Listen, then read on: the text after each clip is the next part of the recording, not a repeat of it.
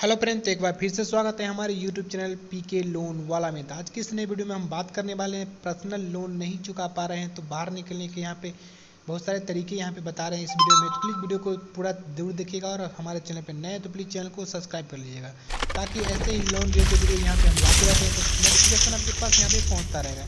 चलिए वीडियो को शुरू करते हैं। तो जैसा कि आप यहाँ पे देख रहे हैं बहुत सारे लोग यहाँ पे पर्सनल लोन ले रहे हैं और यहाँ पे उनको चुकाने में बहुत यहाँ पे दिक्कत हो रही है उन लोगों को। ठीक है, तो हाल ही में आरबीआई ने एक सर्कुलर जारी किया है और बैंकों से कहा है कि वे विलफुल डिफॉल्टर के साथ लोन का सेटलमेंट करें और 12 महीने बाद उस शख्स को अगर ज़रूरत हो तो फिर से लोन दें। तो चलिए इस जानकारी को पूरी यहाँ पे हम पढ़ लेते हैं और अच्छी तरह से आपको समझना भी है कि किस प्रकार से जो लोग यहाँ पे विलफुल डिफॉल्टर हो गए उनको यहाँ पे कैसे यहाँ पे लोन फिर से मिलने वाला है। यहाँ पे देखिए, अगर आप किसी वजह से पर्सनल लोन की रकम नहीं चुका पा रहे हैं तो परेशान नहीं होना है। ठीक है, कई ऐसे तरीके जिनकी मदद से लोन के जाल से निकला जा सकता है। इन तरीकों के बारे में एक्सपर्ट से जानकारी लेकर बता रहे हैं Rajesh Bharti. Reserve Bank of India RBI ने हाल ही में एक सर्कुलर जारी कर बैंकों से कहा है कि वे बिल्कुल डिफॉल्टर जानबूझकर लोन नहीं चुकाने वाले लोग जो बिल्कुल डिफॉल्टर कहलाते हैं, ठीक है, जो जानबूझकर लोन यहाँ पे नहीं चुकाते हैं, उसके साथ लोन का सेटलमेंट करे और 12 महीने बाद उस शख्स को अगर ज़रूरत हो तो फिर से लोन दे। हालांकि आरबीआई के इस फैसले का विरोध भी हुआ था जिस पर आरबीआई ने कहा कि सेटलमेंट कोई नई प्रक्रिया नहीं है। बहरहाल आरबीआई के इस फैसले से उन लोगों को काफ़ी राहत मिलेगी जो सेटलमेंट के बाद फिर से लोन लेने के पाने के लिए भटकते थे, ठीक है, और उन्हें लोन नहीं मिल पाता था।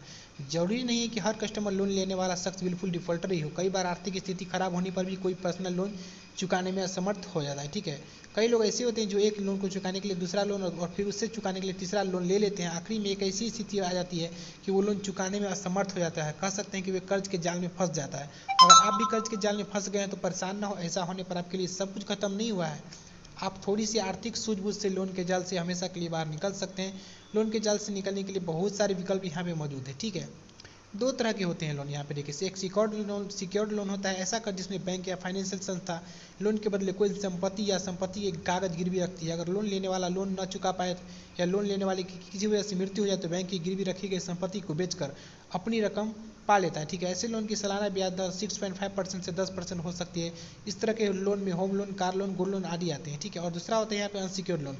इससे बैंक या फाइनेंशियल संस्था लोन लेने वाले शख्स के क्रेडिट स्कोर, सैलरी या बैंक से संबंध के आधार पर देती है। इसमें बैंक कुछ भी गिरवी नहीं रखता। लोन न चुकाने पर या लोन लेने वाले शख्स की मृत्यु होने पर लोन की रकम बैंक गारंटर से वसूल सकता है। ऐसे लोन की सालाना ब्याज दर 10% से 20% जैसे ज़्यादा हो सकती है। जैसे में यहाँ पे एग्जाम्पल में हो गया पर्सनल लोन, क्रेडिट कार्ड पर लोन आदि अनसिक्योर्ड लोन है। साइन नहीं तो गारंटर नहीं। ठीक है, यहाँ पे साफ साफ लिखा गया है, साइन नहीं तो गारंटर नहीं। यहाँ पे देखिए, अगर आपने लोन नहीं लिया है लेकिन किसी बैंक या फाइनेंशियल संस्था के एजेंट का आपके पास फ़ोन आए और वह कहे कि आपके किसी दोस्त या जानकार ने लोन लिया है और आप इसमें गारंटर है, आपका दोस्त लोन नहीं चुका रहा है और अब लोन आपको ही चुकाना होगा, ऐसे में एजेंट से पूछे कि क्या गारंटी के पेपर मेरे साइन है, क्या गारंटी के पेपर मेरे साइन है। दरअसल गारंटर वह शख्स माना जाता है जो पेपर पर साइन करता है। लोन लेने वाला शख्स अगर लोन नहीं चुकाता है तो बैंक गारंटर से वसूली कर सकता है। अगर आपने साइन नहीं किए तो आप गारंटर है ही नहीं। ऐसे में एजेंट से कहे कि वह फिर से फ़ोन न करे, नहीं तो उसके खिलाफ कोर्ट में हरासमेंट का केस दर्ज करवा दिया जाएगा। पेपर पर साइन हो पर गवाह के तौर पर तब भी आपकी देनदारी नहीं बनती है। ठीक है, यहाँ पे तो ऐसा कोई कॉल आया धमकी आया तो आपको यहाँ पे ऐसा जवाब आपको देना है। यहाँ पे देखिए, सिविल स्कोर की बात कर लेते हैं। लोन लेने के लिए सिविल स्कोर या क्रेडिट स्कोर काफ़ी मायने रखता है। यह 3 अंकों की एक संख्या होती है जो 300 से 900 के बीच होती है। यह संख्या जितनी ज़्यादा होगी क्रेडिट स्कोर उतना ही अच्छा माना जाएगा और लोन मिलने के असर उतने ही बढ़ जाते हैं। वही बैंक से किसी भी तरह के लोन के लेन देन और क्रेडिट कार्ड की पेमेंट से जुड़े रिकॉर्ड की रिपोर्ट क्रेडिट रिपोर्ट कहलाती है। ठीक है, कैसे बिगड़ जाता है खेल। अगर आप क्रेडिट कार्ड या लोन की ईएमआई समय पर नहीं देती हैं तो आपका क्रेडिट स्कोर कम हो जाता है। यही नहीं, अगर आप डिफॉल्टर की श्रेणी में आ जाती हैं तो हो सकता है कि आपका क्रेडिट स्कोर 0 भी हो जाए।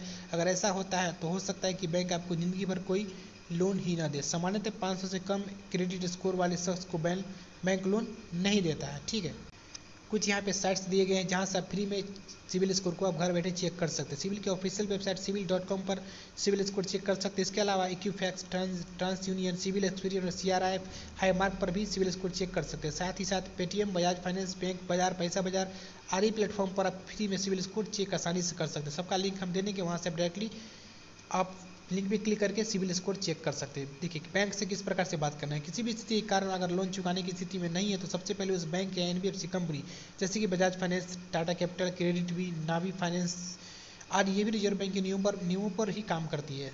ठीक है, इससे बात करना है जिससे आपने लोन लिया है। बैंक से बात करके इस तरह से कुछ मदद आपको यहाँ पे मिल सकता है। ठीक है, यहाँ पे देखिए कुछ समय मांगे। लोन की ईएमआई न चुकाने की स्थिति में बैंक को ईमेल करें या अगर संभव हो तो उस ब्रांच में जाकर लोन डिपार्टमेंट के अधिकारी से मिले जहाँ से लोन लिया है। बैंक से बात करें, ईएमआई से कुछ समय के लिए राहत ले सकते हैं।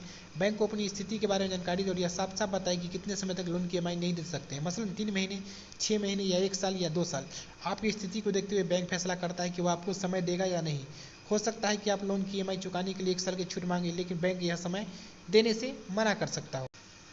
फिर यहाँ पे देखिए दूसरा है लोन को रीस्ट्रक्चर कराएं। रीस्ट्रक्चर क्या होता है? अगर आपके पास ईएमआई चुकाने जितनी रकम नहीं है तो आप बैंक से बात करके लोन को रीस्ट्रक्चर भी करवा सकते हैं। इसमें लोन की ईएमआई कम हो जाती है लेकिन लोन चुकाने की अवधि बढ़ जाती है। मान लीजिए किसी शख्स ने 5 लाख रुपए का लोन 5 साल के लिए लिया था। वह शख्स हर महीने करीब 11,000 रुपये की ईएमआई दे रहा था। वह 3 साल तक लोन की ईएमआई समय पर चुकाता रहा। आर्थिक स्थिति खराब होने पर उसने बैंक से लोन रीस्ट्रक्चर कराने के लिए कहा। बैंक ने बची हुई रकम को आगे 5 साल के लिए और बढ़ा दिया। ऐसे में जहाँ पहले वह शख्स 11,000 रुपये की ईएमआई दे रहा था, हो सकता है अब उसे 6 से 7,000 रुपये के बीच में ही ईएमआई देनी पड़े। तो इस प्रकार से आप लोन को रीस्ट्रक्चर भी करवा सकते हैं, यानी कि जो भी आपका अमाउंट है आपको अवधि बढ़ा दिया जाएगा और आपके यहाँ पे अमाउंट को कम कर दिया जाएगा। ठीक है, उसके बाद यहाँ पे देखिए तीसरा है बैलेंस ट्रांसफर कराए। काफ़ी बैंक लोन की रकम को बैलेंस ट्रांसफर बीटी की भी सुविधा देते हैं। ऐसे में बैंक लोन के रूप में और ज़्यादा रकम देने की पेशकश करते हैं।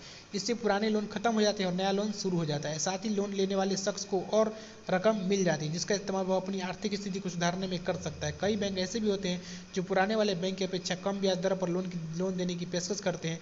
बेहतर हुआ कि बीटी के लिए ऐसे ही बैंक को चुने। बैंक लोन और क्रेडिट कार्ड के लोन को भी बीटी करा सकते हैं। हालांकि कई बैंक एनबीएफसी कंपनी से लिए गए लोन को बीटी में शामिल नहीं करते हैं। तो यहाँ पर तो आपको चुनना है कि कौन सा बैंक जो है बैलेंस ट्रांसफर करता है। हो सकता है ये माइक्रो फाइनेंस कंपनियाँ जो होती है आपको पहले वाला लोन को पूरा क्लियर करके और यहाँ पे नया लोन भी आपको देती है। ठीक है, उसके बाद यहाँ पे देखिए मान लीजिए किसी शख्स ने एक बैंक से 5 लाख रुपये और दूसरे बैंक से 3 या 5 लाख रुपये का लोन लिया था और 2 साल तक दोनों लोन की ईएमआई समय पर देता रहा। इसके बाद उसकी आर्थिक स्थिति खराब हो गई।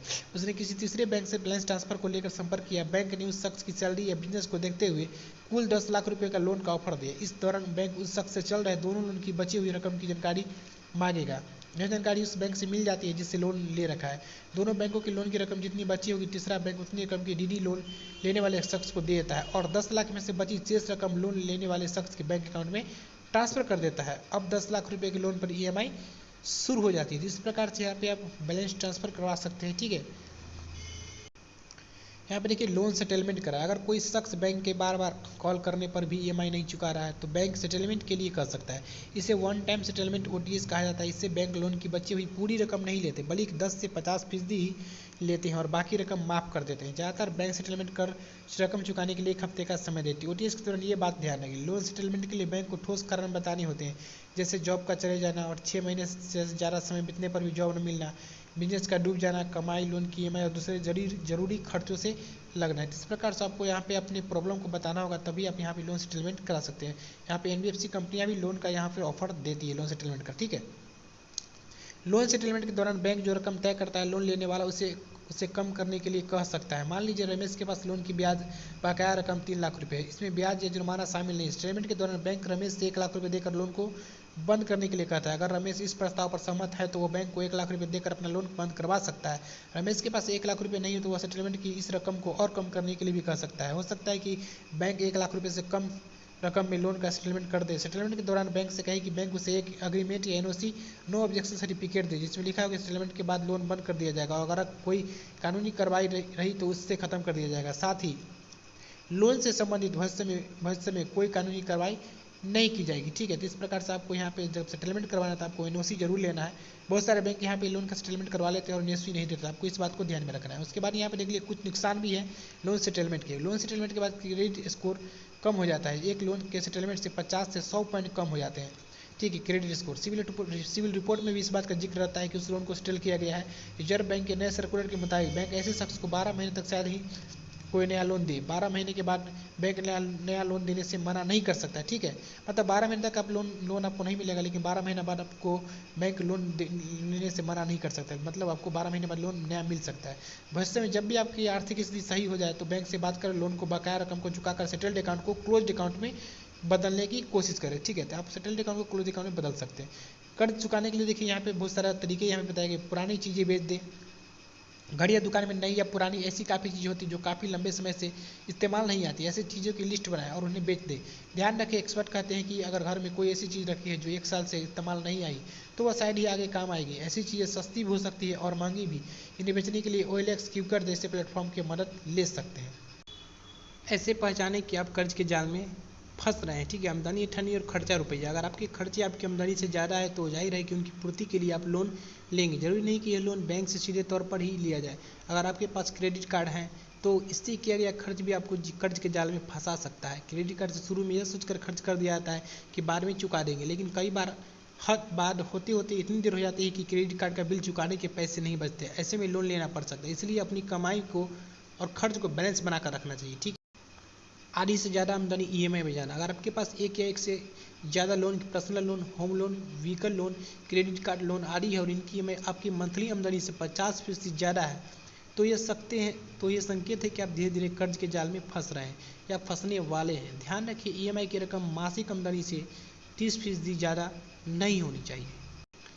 EMI या बिल टाइम पर जमा न होना। मौजूदा लोन की EMI या क्रेडिट कार्ड या किसी दूसरी जरूरी चीज़ का बिल अगर टाइम पर नहीं भर पा रहे हैं तो इससे पता चलता है कि आपकी आर्थिक स्थिति ठीक नहीं है। EMI और बिल का पेमेंट समय पर करने के लिए आपको पैसों की जरूरत पड़ेगी। चूँकि आमदनी इतनी है ही नहीं तो दिमाग में आएगा कि एक और लोन ले लिया जाए। ऐसा हो तो समझ लें कि आप 100% कर्ज के जाल में फंसने जा रहे हैं। और इस प्रकार से ही बहुत सारे लोग यहाँ पे कर्ज में फंस रहे हैं कि एक लोन चुकाने के लिए दूसरा लोन ले रहे हैं, दूसरा लोन चुकाने के लिए तीसरा लोन ले रहे हैं। ऐसे में यहाँ पे कर्ज के जाल में फंस रहे हैं, ठीक है। यहाँ पर कि लोन की रकम चुकाने के लिए लोन लेना, ठीक है। अगर आपके पास लोन चुकाने के लिए रकम नहीं है और उस लोन की EMI भरने के लिए दूसरे लोन की EMI देने के लिए तीसरा लोन ले रहे हैं तो समझ लें कि आप कर्ज के जाल में फंसते जा रहे हैं। ऐसा बिल्कुल ना करें। बेहतर होगा कि खर्चे कम करके लोन की रकम चुकाएं, न कि दूसरा लोन लेकर। अगर शादी शुदा है तो पार्टनर से कहें कि वह भी कोई जॉब करे ताकि लोन की रकम को जल्द से जल्द चुकाया जा सके। इस बात को आपको ध्यान में रखना है कि आपको लोन चुकाने के लिए लोन नहीं लेना है, ताकि नहीं तो आप भी लोन के जाल में फंसे जाइएगा और एक दिन ऐसा आएगा कि आप लोन के जाल में इतना फंस जाइएगा कि आपके लोन चुकाने के लिए पैसे नहीं रहेगा और कस्टमर केयर का कॉल आता रहेगा, आप हरासमेंट होते रहेंगे और तब जाके आप यहाँ पे वीडियो देखकर बोलेंगे कि भाई मैं तो लोन में फंस गया हूँ, ये कर लूँगा वो कर लूँगा। ये तो ऐसा कुछ भी नहीं करना है। यहाँ पर देखिए क्या लिखा गया कि ज़रूरत हो तभी लोन लेना चाहिए, ठीक है। काफ़ी लोग होते हैं जो अपने शौक को पूरा करने के लिए लोन ले लेते हैं। अगर आपके अंदर ऐसी आदत है तो इसे तुरंत छोड़ दे, नहीं तो लोन के जाल में फंसते हुए देरी नहीं लगेगी। जाने लोन लेना कितना जरूरी है और कब ले। दिखावे पर नहीं जाना चाहिए किसी को। अगर किसी चीज़ की बेहद ज़रूरत है तभी उसके लिए लोन लें, जैसे घर खरीदना, एजुकेशन के लिए, बिजनेस को बढ़ाने के लिए आदि लोन। कभी अपनी इच्छा पूरी करने या दिखावा करने के लिए ना लें, जैसे महंगा फ़ोन खरीदने के लिए, घर की गैर जरूरी चीज़ें खरीदने के लिए। ये सब चीज़ के लिए लोन यहाँ पे नहीं लेना चाहिए, नहीं तो आप लोन के जंजाल में फंस सकते हैं। इंपॉर्टेंट चीज़ के लिए लोन लीजिएगा, जैसे घर खरीदना, एजुकेशन के लिए, बिजनेस बढ़ाने के लिए, जिसमें यहाँ पे आप उससे आप पैसा निकाल कर लोन पेमेंट कर सकते हैं। यहाँ पर कि आमदनी से 35 से 40% तक हो EMI। एक या एक से ज़्यादा लोन है तो ध्यान रखें कि सभी लोन की EMI आमदनी से 35 से 40% से ज़्यादा नहीं होनी चाहिए। वही अगर बिजनेस लोन ले रहे हैं तो ध्यान रखें कि उस बिजनेस की कमाई से ही लोन की EMI पूरा होना चाहिए, ठीक है। इंश्योरेंस जरूर लेना चाहिए आपको, ठीक है। अगर आप पर्सनल लोन ले रहे हैं तो लोन की रकम की दुगनी रकम के बराबर टर्म इंश्योरेंस जरूर लें। साथ में एक्सीडेंट इंश्योरेंस भी जरूर करवा लीजिए। इंश्योरेंस इसलिए ताकि लोन लेने वाले शख्स की मृत्यु होने पर इंश्योरेंस की रकम से लोन की रकम चुकाई जा सके, ताकि परिवार के सदस्यों को परेशानी न हो। बैंक लोन लेने वाले शख्स का एक्सीडेंटल इंश्योरेंस कर लेते हैं ताकि यहाँ पे बाद में किसी को प्रॉब्लम न हो। बाय नाउ पे लेटर से बचना है। काफ़ी कंपनियां बाय नाउ पे लेटर का ऑप्शन देती है। इसका मतलब है कि चीज़ें अभी खरीद लो और बिल बाद में किस्तों में चुकाती रही। इसके लिए किसी भी प्रकार के लोन या क्रेडिट कार्ड की जरूरत नहीं पड़ती। कई बार ऐसी रकम प्री अप्रूव्ड होती है। ज़्यादातर लोग बाय नाउ पे लेटर की सुविधा इस्तेमाल कर लेते हैं, यह जाने बिना कि वे बाद में उस रकम को सही तरीके से चुका पाएंगे या नहीं। जब उसकी EMI नहीं दी जाती है तो वे उनके पास लोन लेने के अलावा कोई दूसरा रास्ता नहीं बचता था। आपको यहाँ पे बाय नाउ पे लेटर से बचना है, ठीक है। नहीं तो आप यहाँ पे लोन के जंजाल में फंसते चले जाएंगे। ये 5 बातें आपको ध्यान में रखनी है। ऑनलाइन या ऑफलाइन कोई ऐसा पार्ट टाइम काम शुरू करें जिससे कुछ इनकम बढ़े। इस रकम का इस्तेमाल लोन चुकाने में करें। दूसरा है, अगर कंपनी की तरफ से सालाना बोनस के रूप में रकम मिलती है या कहीं से कुछ एक्स्ट्रा रकम आती है तो उस रकम से लोन का प्री पेमेंट कर दे। इससे पार्ट पेमेंट भी कहते हैं। तीसरा, लोन चुकाने के लिए नया लोन लेने से बचे। ध्यान दें कि सभी कर्ज की मासिक EMI की रकम मंथली आमदनी के 35 से 40% से ज़्यादा नहीं होनी चाहिए। चौथा है, यहाँ पे देखिए कोई भी बैंक या रिकवरी एजेंट सुबह 8 बजे से शाम 7 बजे तक ही कॉल कर सकता है या घर पर या ऑफिस आ सकता है।